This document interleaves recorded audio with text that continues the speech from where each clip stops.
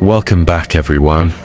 Today, I have a chilling story to share about a terrifying experience at one of my rental properties. Imagine being all alone in a secluded home in the woods, only to realize you're not as alone as you thought. This isn't just a spooky tale. It's a real-life event that made me question everything I thought I knew about my property's security. It's a story that still sends a shiver down my spine when I think about it. I own a rental property in the quiet forested area of Wakefield, Quebec. It's a cozy 2-bedroom home that's perfect for couples looking to escape city life. However, I sometimes rent it to larger groups, and when I do, I make a point to drive the 2 hours from my Montreal home to clean and check on things myself. My nearest neighbor, who is also rarely there, knows my routine. After a large group had just checked out, I drove to Wakefield to inspect the place. I called my neighbor to see if he needed me to check for mail. He asked me to look for a specific piece of mail and mentioned he wouldn't be in town. As I walked up his driveway to the mailbox, I noticed something odd. A line of footprints in the snow that came from the woods went up to his house and then circled around to the back. The mail was just junk, but the footprints were a real concern. I called him and told him about the footprints, and he told me to follow them. They led back into the woods. He casually dismissed it, saying, "As long as they didn't break in, I don't give a..." But I couldn't shake the feeling that something was wrong. Shaken but still focused on the task, I drove the last minute up the hill to my own house. The guests had left a couple of days ago and a light snow had fallen since, so I wasn't expecting to see footprints at all. But when I got out of the car, I saw a bunch of new footprints circling my property too. I immediately changed the security lock for the next guests. Inside, the house was a mess. Dishes were piled up, the trash was full, and empty cans were scattered everywhere. It's typical with some guests who assume the cleaning fee covers everything. I checked everything to make sure nothing was stolen, and then began to clean, putting on some music to help pass the time. While cleaning, I heard a sound over the music. Footsteps in the snow outside. My house is secluded. Nobody should be there. My heart pounding, I turned off the radio and listened intently. The footsteps passed a window heading toward the backyard. I went to the door and double-checked the lock. I knew the person outside must have seen my car, so they knew someone was home. I sat in silence for about 20 minutes, then got up and went outside. Another fresh trail of footprints circled the house, but they ended abruptly by the window air conditioning unit in the back. I went back inside, feeling a knot of dread in my stomach. I spent the rest of the day working on my laptop, the snow falling heavily outside. As the evening wore on and I started to relax with a movie, I began hearing a new set of noises, creaks and cracks from the ceiling that I had never heard before. There's no attic, so the only explanation I could think of was the heavy weight of the snow, but the sounds were unsettling, a constant reminder that I was all alone in this isolated cabin. Later, as I was lying in bed, the terrifying sound of footsteps in the snow returned. The sound passed my window and then faded. My heart raced, and I sat on the edge of my bed for what felt like an eternity, waiting for any sound of a break-in. Finally, I decided to act. I grabbed a baseball bat, put on my coat and shoes, and cautiously went outside. Once again, a fresh trail of footprints circled the house, but this time they started at the air conditioning unit and led off into the woods. It suddenly clicked. Someone had climbed onto my roof using the AC unit and was walking around up there. I immediately went back inside and called the police. A Wakefield police officer arrived about 20 minutes later. We went outside together, and he even climbed onto the roof, confirming that there were footprints up there. He was very reassuring and said he'd stay nearby. I also told him about the footprints at my neighbor's house, just in case this was a bigger issue. He left, promising to keep an eye out. The next morning, I left, and I'm happy to say that nothing similar has happened since. It was a completely isolated incident, that still makes me wonder about who was out there circling my house in the dead of night, and what they were really after.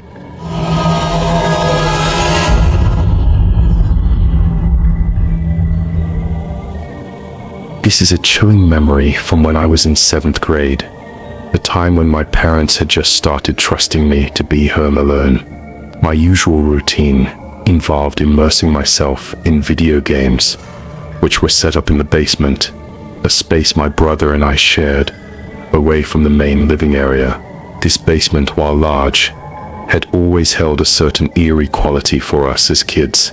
We'd often sprint up the stairs after flicking off the lights, convinced something sinister lurked behind us. At 12, I wasn't quite as terrified, but a lingering unease meant I'd still cast nervous glances over my shoulder when I was down there by myself, especially when truly alone in the house. One particular night, with my parents out, I was deep into a video game when a sudden jarring crash erupted from the basement window. I nearly leaped out of my skin, my heart pounding as I spun around. It sounded like a forceful fist hitting the glass. Outside it was dark, cloudy and snowing, and I noticed a few snow particles clinging to the window. My initial hopeful thought was that a falling icicle had caused the disturbance. I tried to return to my game, but that theory quickly shattered when another, even louder bang echoed through the room.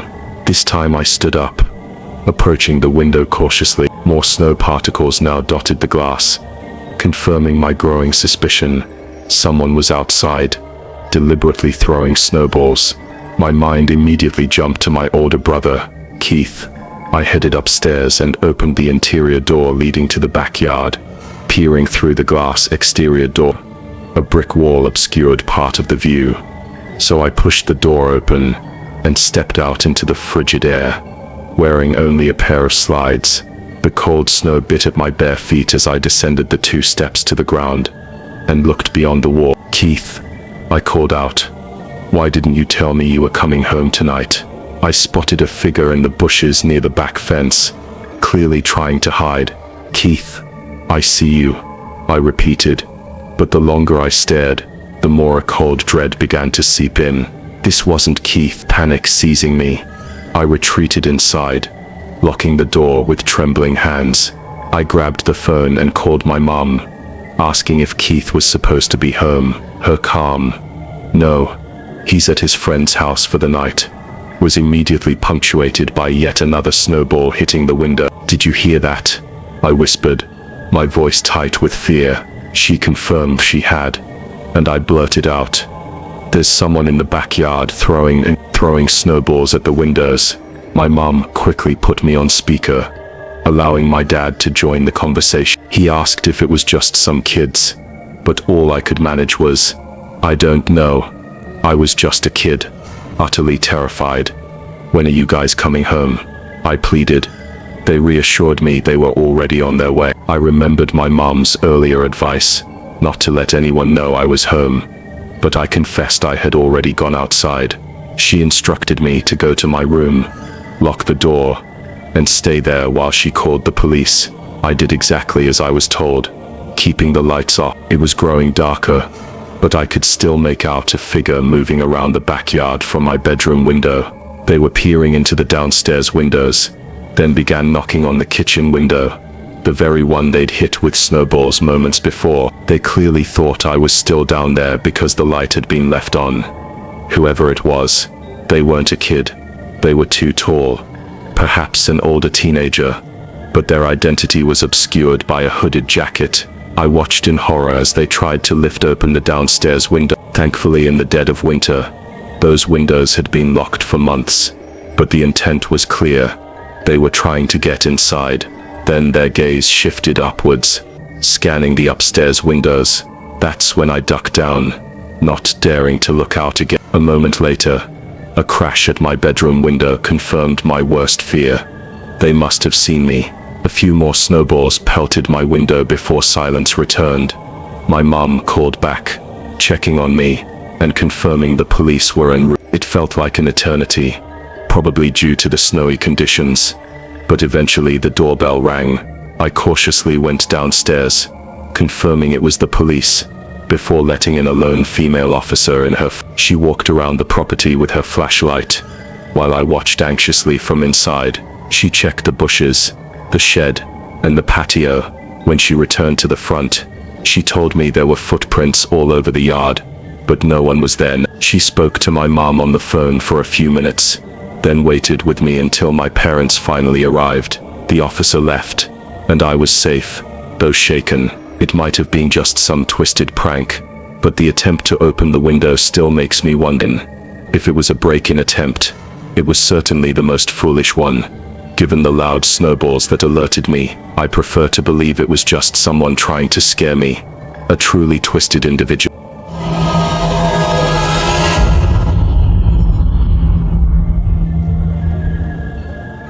Many years ago, as the grip of winter tightened its hold, my girlfriend Trish, my longtime friend John, and his girlfriend Katie embarked on a journey to the majestic Colorado Rockies. John and I share a deep passion for the outdoors, our bond forged over countless adventures, hiking challenging trails, carving through fresh powder on snowboards, and even scaling icy peaks in our mountaineering gear. This particular trip was special, as we were heading to John's family's secluded cabin, nestled deep within the wilderness, for a couple of nights of winter escapism. We had deliberately chosen a weekend with a heavy snowfall forecast, hoping for a truly immersive winter experience. When we finally arrived, the cabin was already surrounded by a pristine blanket of snow, but the promise of more, much more, loomed in the next day's forecast. That first evening was pure bliss. After the long drive, we all eagerly shed our layers and unwound by sinking into the steaming hot tub. The cabin's remote location, truly in the middle of nowhere, only enhanced the serene atmosphere. Small, delicate snow flurries began to drift down from the inky sky, landing softly on our skin as we sipped wine, the warmth of the water contrasting with the crisp mountain air. It felt magical, a perfect start, yet in hindsight, those gentle flakes were merely a whisper of the blizzard that awaited us. The next morning, we awoke to a surprisingly light snowfall, less intense than the forecast had suggested. Not much new snow had accumulated, but our spirits remained high, convinced that the day would bring the promised deluge. John, ever the enthusiast, went to the large shed out back to fire up his family's quad. It took a bit of effort, requiring a jump start from my pickup truck, but soon the engine roared to life. For hours, we took turns tearing through the vast property. John's land was a rider's paradise, with expansive, open clearings perfect for exhilarating drifts, and wide, sweeping donuts, transiting seamlessly into tight, winding trails that snaked through the dense forest. The day remained foggy, the air thick with moisture, and the snow continued to fall, though still lightly for much of the morning. John and Katie explored the trails together, while Trish and I found our own fun, laughing as we sledded down a massive, exhilarating hill on the property. After a few hours of this winter wonderland play, we decided to head out for lunch. My pickup truck, with its four-wheel drive, handled the snowy roads with ease, making transportation a non-issue. By the time we returned to the cabin, the girls were ready for a well-deserved nap, but John and I, still buzzing with energy, had other plans. Screw that, we declared, pulling on our heavy hiking gear. We plunged back into the woods, intent on climbing one of the trails we had previously explored on the quad. This particular trail, however, ascended much higher, extending far beyond the boundaries of John's property, winding its way up the side of the mountain. We began our strenuous climb. Both of us are in excellent physical condition, accustomed to demanding outdoor activities, but even for us, hiking uphill in deep snow with heavy boots was incredibly tiring. For the average person, it would have been an exhausting ordeal. We pushed on for about half an hour to an hour, steadily gaining elevation, until we reached a point near the summit, or at the very least, we stopped at a spot that on a clear day would have offered a breathtaking panoramic view. Today, however, all we could see was an impenetrable wall of white fog. Snow and sky blended into an ethereal, featureless expanse. We took a brief respite, sitting directly in the snow, the silence of the falling flakes amplifying the isolation. It was then that the snow began to fall much harder, thick and fast, confirming the accuracy of the forecast. For perhaps the third time, a flicker of unease prompted me to ask John, "Are you absolutely sure you know how to get back?" He responded with unwavering confidence, "Yes, absolutely." With that, he led the way, beginning our descent down the mountain. By now it was a full-on blizzard, so we picked up our pace, grateful that going downhill was considerably easier than our arduous climb. As we descended, a chilling sound sliced through the muffled silence of the blizzard, a low guttural moaning, a humming-type sound, seemingly coming from directly behind us. I immediately told John to stop, asking if he heard it. He had. We stood motionless, straining our ears against the wind and falling snow. Then it happened again. The rumbling, moaning sound was distinct, unsettlingly close, and unmistakably human. It was not the sound of an animal. Our primal instinct took over, and we both turned, quickening our pace down the mountain. "What is that?" I whispered, my voice tight with apprehension. John, equally unnerved, could only shake his head. "I have no idea." Then amidst the swirling snow, I started to hear it, the distinct crunch of footsteps behind us. "John, stop again," I urged, and we froze, listening intently. The peculiar quiet that descends during a heavy snowfall made the footsteps terrifyingly clear. Yet the fog was so dense, and the forest so thick, that seeing whoever it was remained impossible. John's voice was grim. "That's definitely not an animal, and no animal would be following us like this, especially with all the noise we're making." Just then I felt a sudden vibration in my coat pocket. Pulling out my phone, I saw Trish's name flashing repeatedly. She must have been trying to reach me, but I hadn't had service until that very moment, and all her frantic texts had just flooded in. As we continued our hurried descent, I fumbled off my gloves, my fingers numb with cold and growing anxiety. Reading her texts, a cold dread began to coil in my stomach. "Is that you and John outside the cabin?" One text read, "We're scared to go out there." I tried to reply, my wet fingers clumsy on the screen. "What do you mean?" The message wouldn't send.